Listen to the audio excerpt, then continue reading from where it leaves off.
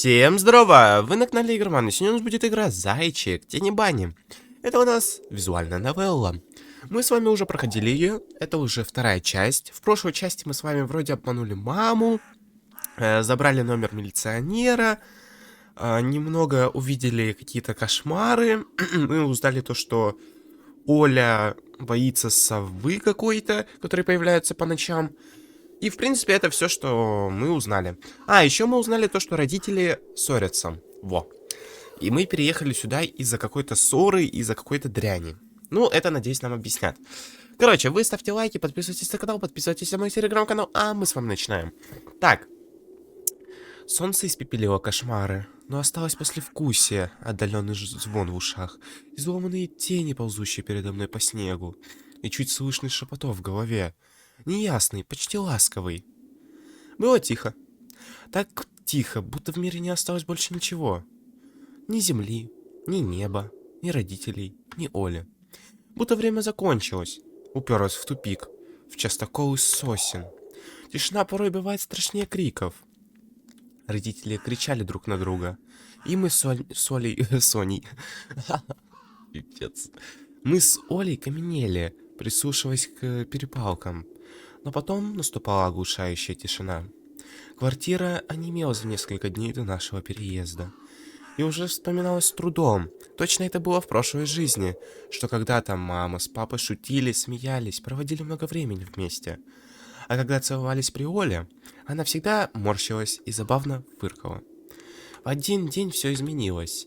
Нечто важное ушло из нашего дома, а что-то страшно заполнило образовавшуюся пустоту. Словно вспыхнул пожар, и родители среди ночи в попыхах собирали вещи, спасая себя и нас. От кого? Не от тех ли людей, что иногда появлялись в нашем прежнем доме? Людей с ледяными, как у мертвецов, глазами.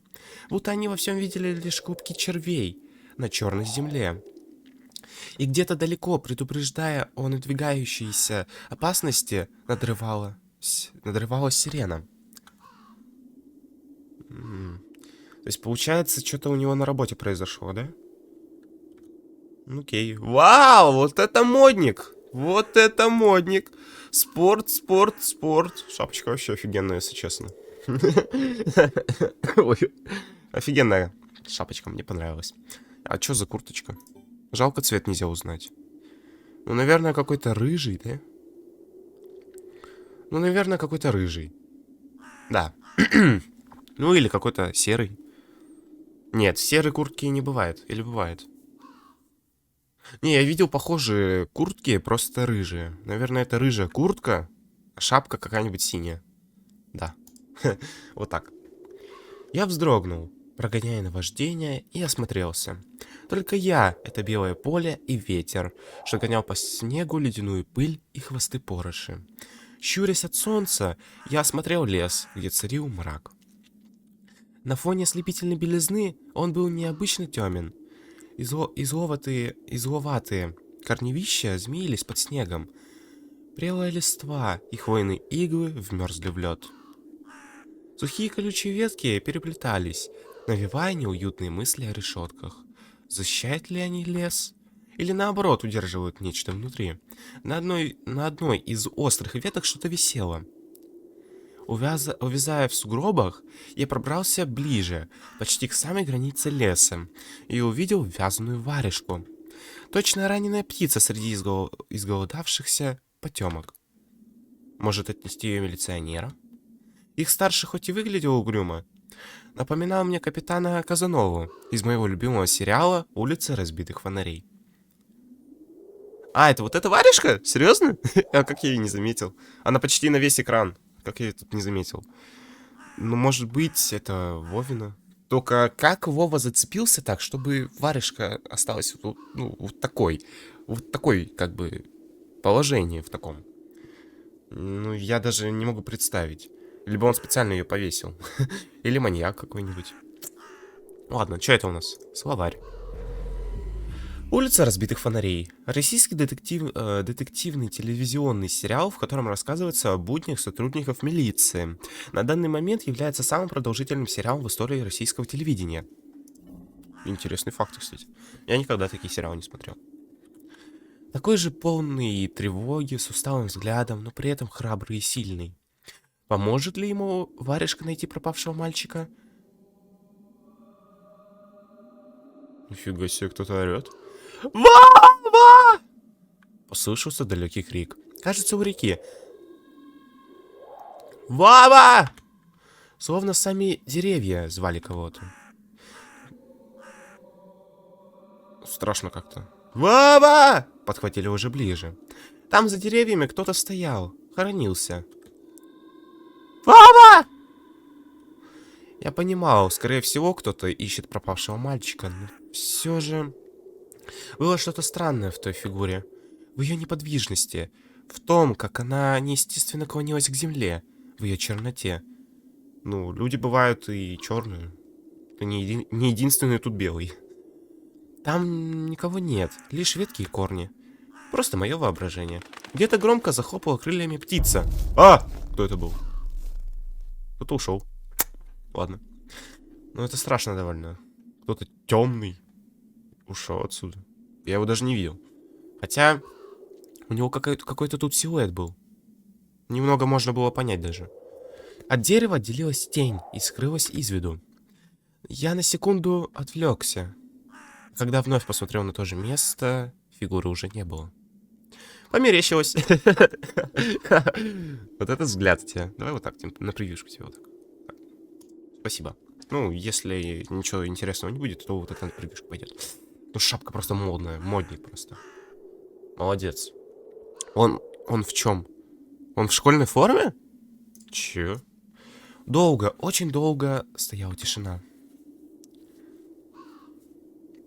Ну вот, варежка, бери ее. В чем проблема? Мускулы мои были напряжены, сердце грохотало в горле.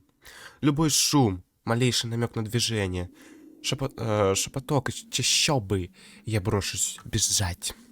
Но ничего не происходило. Я вновь посмотрел на варежку. А, тут выбор есть? Взять, конечно. В чем проблема? Опять музыка какая-то страшная. Мне это уже не нравится идея. Я принял решение снять одинокую варежку с ветки. Куда? Кто? Вова! Уйдите отсюда. Это Вова балуется, что ли? Йоу. Крик прокатился по полю и рассеял... Крик прокатился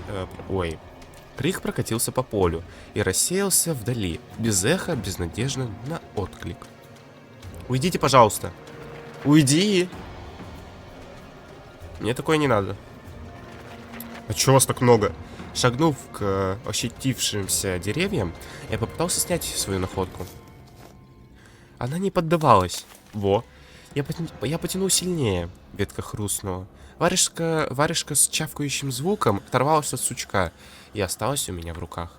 Слишком теплая, мокрая. Я невольно сжал ее, и на снег тонкой струйкой полилось что-то темное. Что темное полилось? Над сугробом заклубился пар. О боже, о мамочки. Че это? Кровь? Я замер с отвращением, разглядывая ладони. Красные. Треск веток вторгся в наступающую тишину. Не раздумывая, я бросился... Че ты так стонаешь, а? Кто-то мчался с темноты, ломая осинник, стремительно сокращая расстояние. Ноги вязли в снегу, в голове метались безумные мысли. Сейчас схватят, сцапают, утащат в чащобу навсегда. Но был другой голос, наверное, голос разума. Он придавал сил, ускорял бег. Ты сможешь, не останавливайся! Позади раздался звериный рык. Волк? Волк? Собака? Такой громкий, что уши заложило. Казалось, рычит не одна голодная тварь, а целая стая. Тянет ноздрями морозный воздух и чует мой страх. Сверху захлопали два гигантских крыла. Это сова. Или кукуха поехала. Огромная тень пронеслась над поляной. Что-то заухало, заскрипело. Теперь уже рычали со всех сторон. Ой, как неприятно-то. Из сухого малинника из-за перекрученных елей из-под бурелома. «Быстрее беги! Не оглядывайся!» Словно в дурном сновидении. Снежная поляна стала вязкой, как зыбучие пески. Я топтался на одном месте, вырывал ногу из рыхлой ловушки, чтобы попасть в следующую, еще более глубокую. Я продолжал тонуть, погружался глубже с каждым отчаянным рывком. «Разве снег умеет так делать?» А, так держать там написано, простите. Я завопил от ужаса, сообразив, что это не снег. Что кто-то в сугробе схватил меня за штанину. Я собрал все силы в кулак и ринулся вперед. Я там нет. Давление исчезло, и ботинок выскользнул из ямы. Подошва оттолкнулась от твердой поверхности. Одним прыжком я достиг расчищенной тропинки и оттуда помчался к дому. Его угрюмый фасад уже не казался враждебным. Дом был моей защитой от хлопающих крыльев теней, от ползущих под снегом существ. Я споткнулся о порог и врезался в дверь. В попыхах различил на ней царапины. Словно пес бил лапами по дереву, требуя, чтобы его впустили погреться. Уходя на прогулку, я не заметил этих глубоких рытвин. Стук сердца в ушах заглушал прочие звуки. Я не слышал, идет ли кто за мной. Что если они уже во дворе, а мама заперла дверь. И захлебываясь страхом, я дернул ручку, та покорно поддалась. Ну вот, видишь, все хорошо. Ё-моё. Хорошо, отдышись. Я ввалился в коридор и тут же захлопнул дверь. Доски крыльца тихонько запищали. То преследователи поднялись по ступенькам. У меня соскальзывали пальцы, никак не получалось защелкнуть замок. Стиснув зубы, я дернул железный набалдашник, загоняя запор в проемы фланки. Я таращился на дверь. За преградой, тонкой и жалкой, бесполезнее одеяла, кто-то стоял. Хриплое дыхание проникало в дом и накатывало волнами. Отчетливо спахло хвоей и потом. Мама выглянула из кухни и бесстрастным голосом, каким часто говорила с отцом, отчеканила. Что конкретно тебе не ясно в просьбе не хлопай дверьми? Тебя это волнует? Я случайно. Я случайно. Я покосился на дверь. Запах исчез. Вместе с ним и дыхание. Если там и вправду кто-то дышал, здесь, в 5 метрах от мамы... Ого, музычка началась. В 5 метрах от мамы страх понемногу ослабевал. Таял, как снежок в тепле, а вместе с ним и остатки сил. Ноги подогнулись. Я уперся в стену, чтобы не плюхнуться на пол. Вдруг мамино лицо изменилось. Ледяная маска строгости и устраненности мигом слетела. Мама стала такой же, какой была до всех этих ссор. Она наконец увидела мое состояние. Мои облепленные гроздьями снега мокрые штаны. Ты где был? Я тебе что говорила, а? Чтобы ты дома сидел. Ну, прости, я сыщик. Я и для тебя пустое место. Нет, так не говори. Я испугался, что она расплачется. Потянулся к ней, как в детстве, когда просился на руки. Но мама успокоилась и вновь стала прежней. Глаза ее блеснули сталью, голос зазвенел. У отца сигареты пропали. Че?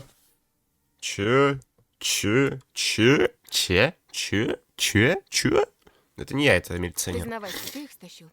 Курить бегаешь? Конечно, я курю, да. Я вейп курю. А, это какой, 90, да? Тут нету вейпа, прости. Это будущее. Там за мной кто-то гнался. Да. Пытаясь все объяснить, я начал заикаться. Слезы подступили к горлу. Мама склонилась и обнюхала меня по-звериному, выискивая запах табака. Потом хмуро прищурилась и с недоверием посмотрела во двор. И тут же, изменившись в лице, прикрыла рот ладошкой. Гляди, вон же они. Прямо у забора. Кто? Сердце лихорадочно забилось, будто я снова был добычей, и загонщики преследовали меня в поле. Я готов был поклясться. Снаружи кто-то заскребся в дверь, точь-в-точь, как в моем кошмаре. Мама поманила пальцем, и я кое-как, набравшись смелости, выглянул в кухонное окно в лицо своему страху. Подожди, братик, ты испугался собак? Ну, конечно, собаки бывают и реально такие злые, но Как они летали? Там же кто-то крыльями там хлопал. Как он сказал вроде. А, хотя это может быть птица, и он просто преувеличивает. Сквозь зимние узоры на стекле были едва различимые косматые силуэты, барахтавшиеся в снегу. Собаки! Все это мелкая свора дворняг, без имени и хозяина, лишь издалека напоминавшая голодных страшил, живущих у кромки леса. Божечки, ты их испугался? Да они сами тебя перепугаются, Антон. Хорошо. Они гнались за мной, словно за зайцем. А зайца это ты, А да? вдруг они бешеные? Улыбка медленно исчезла с маминого лица. И теперь мама смотрела по-другому, словно впервые видела этих собак. Что, если они нападут на Олю? Что? А я чё? Мам, Ну, мам, да, чё? Вот бы твой отец их всех перестрелял. Да хорошо. мама, они живые. Они живые, А реально. что? Ты уж определись? Они тебе друзья или враги? Ну, собак не надо убивать, как бы. Позвоните в службу отлова собак. Если такое там существует в этом году. Не маленький ведь уже? Не маленький. Мама хмыкнула, а мне сдалось невыносимо обидно. Так, что я прикусил губу и уставился затянутый паучьими тенетами угол. Мда, сыщик из меня никудышный. И рисковал я не жизнью перед чудовищными монстрами, а своими брюками перед блохастой шайкой глупых дворняг. И ради чего все? Сдалась мне эта... Варежка! Ну, конечно! В руке чавкнула темная липкая рукавица пропавшего мальчика, с которой, как оказалось, я не расставался все это время. Вот мой козырь настоящего детектива! Я поспешил предъявить улику маме. Мам, смотри, это Вовина варежка. Она серьезно в крови? Ну того, про которого утром милиция спрашивала. Она вся в крови, на дереве висела. Вон там, могу показать. Давай в милицию скорее позвоним, как нас участковый просил. Мам, гляди! Фу! В смысле, на скривившемся мамином лице появилась тень недоверия. Словно воспоминание о чем-то давно забытом. Так люди пытались вспомнить сон, но образы ускользают. А ну-ка прекрати сейчас же. Оля тебя услышит, с ума сойдет. Ну да, я же дебил Она и какой-то. так не спит. На все подряд жалуется. Еще и ты со своими шуточками. Теперь я видел, что мокрая варежка была от снега. Никакой крови. От стыда хотелось сквозь землю провалиться. Иди сюда, паникер. Да не стой столбом. Вот, таблетку на. А что за Быстро таблетки? пей. На мою ладонь упала золотистая пилюля, напоминающая Я мертвую уже осу. пил сегодня, за завтраком. А что это за таблетки? Попререкайся мне еще. Хорошо, Сказала дома сидеть. Нет же. Был бы отец, выпорол. выпорол. Сейчас же выпей, а то ночью не уснешь. Тебе ведь в школу завтра. Куда? В школу? Не, мне такого не надо. Пришлось проглотить горькое лекарство, запив его не менее противной водой с привкусом горки. Может, это была и не Вовина рукавичка, может, и не рукавичка вообще. Как и чудовище из леса, и Олина сова. Я схожу с ума? Да. Что со мной происходит? То ли таблетка подействовала моментально, то ли перевозбужденный мозг не подпускал страх. Пришло спокойствие, зевотное безразличие. Антон, выпил? Можешь, если захочешь. Раздевайся. Уснул, что ли? Нет, не уснул, прости. Нет, мам. Задумался. Просто задумался. Интересно, о чем же? Ой, тебе даже не надо об этом говорить лучше. Так, В дурку глупости сразу. всякие.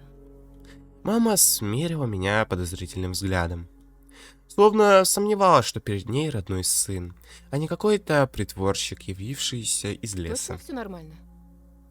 У тебя такое Да лицо норм. было, когда милиционер прак А что ты сейчас это сказала? Все нормально, мам. Все нормально, не волнуйся. Она глубоко вздохнула. Хорошо. Дом будто изменился. Потускнела диванная обивка. На кафеле в ванной отпечатались следы чьих-то пальцев. Лампочки светили иначе, тускло и желто. Даже привкус слюны во рту казался другим. Со второго этажа послышалась мелодия Аладдина. Оля пересмотрела свои любимые серии «Русалочки» и переключилась на другие кассеты. Я неспешно разделся, задержался перед умывальником, разглядывая в зеркало свое отражение, словно изучал ребус. Найди отличия. Потом поднялся по лестнице. Умолкли голоса Джафара и Ягу. Я прошел мимо Олиной спальни и юркнул в свою комнату. О! Так, а что делать? Открыть. А что за глазик? О, давай вот это посмотрим. Монстры, привидения НЛО. Энциклопедия паранормальных явлений. Издательство Росмен. Из нее я узнал про лохнесское чудовище, медузу Горгону и Бигфута. Лохнесское чудовище. А Оля от книжки шарахается. Раздел про монстров и пришельцев она еще кое-как пролистала вместе со мной. Но середина энциклопедии, где говорились про призраков, ее напугала. Помню, прочитав книгу, я даже поохотился за привидениями. Измерял линейкой расстояние между предметами на столе и утром проверял, не сдвинулись ли они под воздействием призрачных сил. Не сдвинулись. Хотя на что я надеялся? Что встречу Каспера? Так. Ой, смотрите. Что это такое? Это Оля? Смотрите, тут Оля стоит. Что за бред? Вот Оля. Нифига себе. Че она тут стоит вообще? Я мечтаю стать художником с тех пор, как папа купил мне первые комиксы. Журнал «Муха» самый крутой. Я особенно люблю большой космический выпуск с инопланетными монстрами и смешную серию про жандарма. С тех пор я рисую все подряд. И вроде бы получается неплохо. Когда-то в «Мухе» публиковали мое письмо. Может, и мой комикс однажды там напечатают? Ну, старайся. Моя фигурка трицератопса. Я знаю почти все разновидности динозавров. Велоцирапторы, афровенатуры и псилофодоны. Я помню, когда мы еще жили в городе, пришли в кино с родителями на парк юрского периода. И я сфотографировался в фойе возле механического Тирекса. Он вертел головой и так оглушительно рычал. Как же было здорово. А рядом игрушка-трансформер Роботек. Обожаю этот мультик.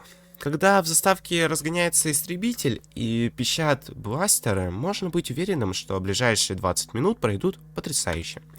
Космическая фабрика Зентреди захвачена. Рик, приготовься к бою. Так. Шторы. Днем лес не казался таким мрачным. Перекрученные ветви деревьев вдали и заснеженное поле между домом и лесом загоняют зевоту. Но иногда я ловлю себя на том, что, забыв про уроки, смотрю в окно на обледеневшие кроны. Так, рисунки. Так, мы все посмотрели, да? Давайте откроем. Один из ящиков стола пустовал. Туда я спрятал варежку вместе с номером телефона участкового. О, вот. Такое простое действие отняло у меня последние силы. Я сел на кровать. И только тут увидел, за шторкой кто-то стоял. Моя рука обессиленно упала. Лекарство тому виной. Или пережитый стресс. Но комната колебалась, словно ветер надувал стены, как парусину. Углы плыли и изгибались. Только силуэт между подоконником и гардиной оставался неподвижным. Ткань облепила притаившегося гостя. Ой. Точно Саван, подумал я. Оля? Оля? Ну это да, это Оля. Но кто еще? Кому же еще там стоять? Я встал с кровати, облизал пересохшие губы. Очень смешно. Ну да, это. Силуэт не шевелился. Штора мягко обтекала контуры. Будто не человек, а оплотение оплотение там мрака, там написано было. Я потянулся к шторке. Тук-тук-тук. Стучало отрегулированное таблетками сердце. Ветер в поле пел стоголосым с хором. Секунду захотелось вернуться на кровать. лечь и просто смотреть на человека за шторкой, зная, что он смотрит в ответ. Смотрит, не моргая, и ждет, когда ты уснешь. Пластмассовые кольца зашуршали о карниз, когда я рывком отдернул шторку. Попался? Конечно, попался. Да я сразу понял, что Я это тоже. ты. На фоне на фоне предзакатного солнца над Оленой головой вспыхнул ослепительный нимб. Словно моя сестра светилась. Когда Оля была совсем крошкой, папа частенько говорил, что она светится от счастья. Я возражал. Она же не фонарик, чтобы светиться. Прикольно. Но однажды поднес ее к окну, и солнечные лучи попали на улыбающееся личико. Казалось, я держу на руках ребенка, сотканного из света. А я все видела. Что это ты видела? Это не я. Это не я смотрю аниме. Да ну. Что ты спрятал? Ты про это?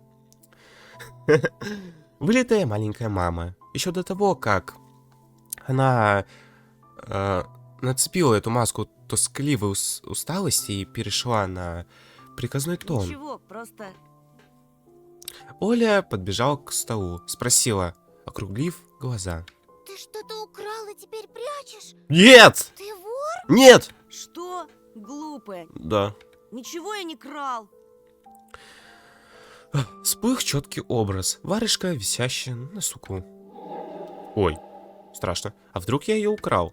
У леса, у склонившегося силуэта за деревьями. Оля, когда хотела, могла быть капризной и напористой. Покажи тогда. Поклянись, что никому не скажешь. Тогда покажу. Дайте мне выбор. Оля заговорщицки улыбнулась. Клянусь маминым сердцем. Так нельзя клянуться. Так нельзя клянуться. Это не клятва. Это плохо так. Это так плохо просто. Клятва, услышанная ею в старом фильме про пионеров, что мы смотрели однажды. Не говори так. Ну вот. Оля кивнула и жестом заперла рот на невидимый ключик. Любопытство переполняло ее, плескалось в огромных глазах. Я выдвинул ящик, и Оля наклонилась, затаив дыхание. Казалось, там лежала не просто рукавица, а какой-то диковинный зверек. Это чья-то варежка? Убитого мальчика!